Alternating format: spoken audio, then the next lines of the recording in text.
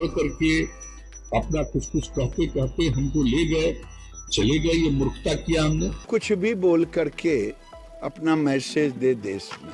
सब विपक्ष एकजुट होगा तो इनको हराया जा सकता है। आज तक अकेले कभी चुनाव लड़ करके सत्ता में नहीं आए, औकात दिखाने चले हैं नरेंद्र मोदी को। 2024 लोकसभा चुनाव को लेकर नीतीश कुमार विपक्षी पार्टियों के नेताओं को साधने में लगे हुए हैं। इसी कड़ी में दिल्ली दौरे पर पहुंचे नीतीश कुमार 5 सितंबर की शाम 6:10 पर राहुल गांधी से मिले। राहुल गांधी से मुलाकात के बाद नीतीश कुमार ने एसडी कुमारस्वामी से मुलाकात की। इस मुलाकात के दौरान भी जो तस्वीरें सामने आई उसमें नीतीश कुमार और एसडी कुमारस्वामी में बेहद गर्मजोशी दिखी। दोनों ही नेताओं के चेहरे से मुस्कान झलक रही थी। लेकिन दिल्ली आने से पहले नीतीश कुमार ने आरजेडी प्रमुख लालू प्रसाद यादव से पटना में मुलाकात की। इस दौरान उप मुख्यमंत्री तेजस्वी यादव और पूर्व सीएम राबड़ी देवी भी मौजूद थी। तो ऐसे में सवाल ये कि 2024 की तैयारी, नीतीश का दांव बीजेपी पर भारी पड़ेगा क्या? सवाल ये भी कि 2024 में नीतीश कुमार की मेहनत का असर दिखेगा। पीएम मोदी के जवाब में नीतीश का सियासी दांव कहां तक टिक पाएगा? यह सवाल इसलिए भी क्योंकि मिशन 2024 के लिए नीतीश दिल्ली पहुंचे और सियासी गोटी सेट करने में लग गए। नीतीश कुमार ने विपक्ष की एकजुटता को मजबूत करने के लिए बेड़ा उठाया है और उसके बाद क्या कुछ कहा वो सुन लीजिए। हम लोगों की तरफ से तो आप जानते हैं कि जो कुछ भी है हम लोगों ने तो प्रारंभ से ही कहा है ना कि अब हम लोग अलग हैं। अब जो हम लोग साथ हैं वहां उसी तरह से अगर अधिक से अधिक सब विपक्ष के लोग अगर साथ हो जाएंगे तो एक बहुत अच्छा माहौल होगा। तो वो तो एक ऐसी बात है कि सब लोगों की इच्छा पर है, सब लोगों के मन पर है। और जिन लोगों से वैसे पार्टी के अन्य पार्टियों से बातचीत होगी तभी ना ये सब कोई बातचीत कर पाएंगे। करके अपना कुछ कुछ कहते कहते हमको ले गए, चले गए। ये मूर्खता किया हमने। लेकिन उसके बाद जो एहसास हुआ कि किस तरह से हम लोगों के पार्टी को ही ये तोड़ता है, ये क्या मतलब है? ऐसे लोगों का मतलब क्या है? ये तो आप जान लीजिए कि जब तक हम लोगों की पार्टी है कभी भी अब उनके साथ किसी भी प्रकार का समझौता भविष्य में हम लोग नहीं करेंगे। हर राजनीतिक दल को विपक्ष का अधिकार है कि अपने सामने वाले विपक्ष पर कुछ भी बोल करके अपना मैसेज दे देश में। सब विपक्ष एकजुट होगा तो इनको हराया जा सकता है।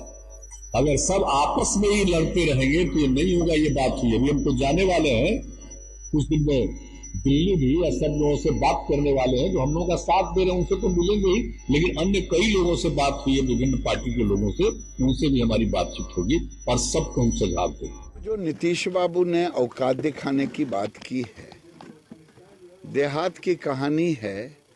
अपन बियाह ने सूरदास के बरतुहारी 15-20 साल से मुख्यमंत्री हैं। 2010 में 85 सीट था, आज घट के 43 पर आ गए।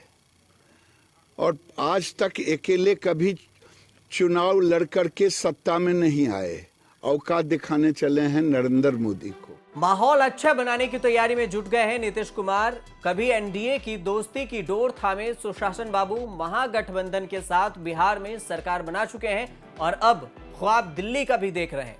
हालांकि जुमा पर अभी भी खुद का नाम अनाउंस करने से परहेज कर रहे हैं। वहीं 2024 का गठबंधन बनने से पहले ही किसी की नजर न लग जाए, ऐसा इसलिए क्योंकि अब तक खुद को पीएम उम्मीदवार की घोषणा करने से भी परहेज कर रहे हैं। जब उनसे पूछा गया कि क्या पीएम पद की दौड़ में आप हैं, तो उन्होंने साफ साफ कहा नहीं।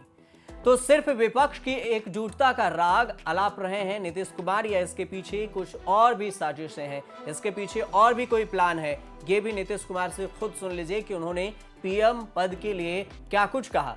क्या कहा जब उनसे पूछा गया कि क्या आप पीएम पद के लिए रेस में हैं, तो साफ मना कर दिया। एकजुट होंगे तो आपस में विमर्श करके जो भी चुनना करेंगे। आपको प्रधानमंत्री नहीं ना, हम नहीं वो एकदम वो ऐसे ही बोलते रहता है कोई जिसको बोलना।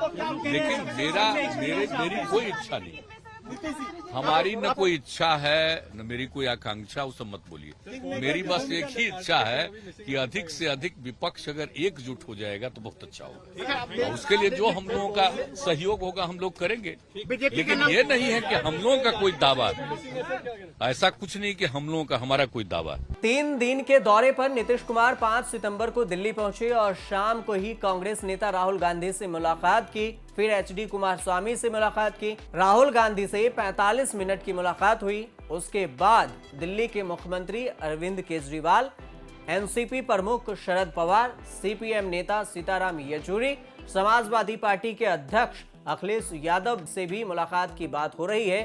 साथ ही डी राजा, कुमारस्वामी और ओपी चौटाला से भी मिलने की बात हो रही है, जो कि मुलाकात 5 के बाद 6-7 को हो सकती है उनसे। पक्ष एकजुट हो जाएगा सब लोग तो बहुत अच्छा माहौल बनेगा, ये तो है ही हम लोगों की राय। तो जितने लोग जुट जाएंगे एक साथ तो बहुत अच्छा होगा। और फिर जिस तरह से सरकार चलाने की आजकल कोशिश हो रही है, अब कौन सा काम हो रहा है बताइए ना? कोई विकास का काम हो रहा हो या कुछ भी हो रहा हो तो खाली एक तरफा चल रहा है, और बाकी धीरे धीरे कितने रीजनल पार्टीज को हो किस तरह से सब तरह से लोगों को कमजोर करने की कोशिश, तो वो सब अपना है। नीतीश कुमार ने एनडीए छोड़ा तो सोनिया गांधी को ही पहली कॉल की थी। दिल्ली आए तो राहुल गांधी से सबसे पहले मीटिंग की। माना जा रहा है कि मिशन 2024 को लेकर ही दोनों की बातचीत हुई है। ऐसा भी माना जा रहा है कि नीतीश अपने मिशन के लिए दिल्ली के बाद अन्य राज्यों में भी जाने वाले हैं, जहां बीजेपी विरोध के नाम पर विपक्ष एकजुटता को मजबूत करने की तैयारी है। विपक्षी नेता इस बात से सहमत थे कि चुनाव के बाद स्थिति कुछ अलग ही खेल बना सकती है। पार्टियां उनकी संख्या के आधार पर साथ आ सकती हैं। डीएमके, एनसीपी और शिवसेना पहले ही संकेत दे चुके हैं कि कांग्रेस के बिना विपक्ष का गठन संभव नहीं है। लेकिन अगर नीतीश का 2024 में क्या प्लान है, इसकी बात करें तो बिहार के सीएम की नई पारी में नीतीश कुमार के तेवर पहले से अलग अलग हैं। उनके बीजेपी के खिलाफ आने की बात चली थी, लेकिन तब उन्होंने ये कहकर मना कर दिया था कि उनके मन में ऐसा कोई ख्याल नहीं है। लेकिन 2020 में बीजेपी के समर्थन से सीएम बनने के बाद उनके तेवर तल्ख हुए और उन्होंने बीच मझधार में बीजेपी को छोड़ लालू के साथ अब सरकार बना ली। शपथ ली तो उसी दिन कहा था कि जो 2014 में आए थे वो 2024 तक रहेंगे, ये देखा जाएगा। उनका मतलब साफ था कि पीएम मोदी की राह को 2024 में मुश्किल बनाने जा रहे हैं।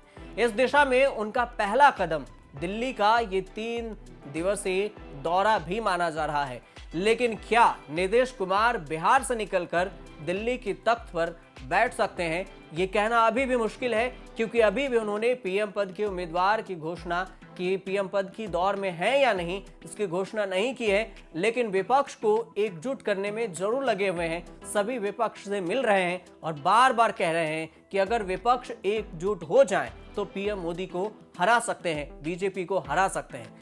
तो देखना सबसे लाजमी ये होगा कि क्या 2024 में नीतीश कुमार विपक्ष को एक साथ लाकर नरेंद्र मोदी को हरा सकते हैं, और क्या वो पीएम पद की रेस में आगे आ सकते हैं। अगर सारे विपक्ष मिलकर नीतीश कुमार को पीएम पद की रेस में आगे करते हैं तो क्या विपक्ष की बातों से पीएम मोदी को नीतीश कुमार हरा सकते हैं क्या, और क्या वो प्रधानमंत्री देश की बन सकते हैं?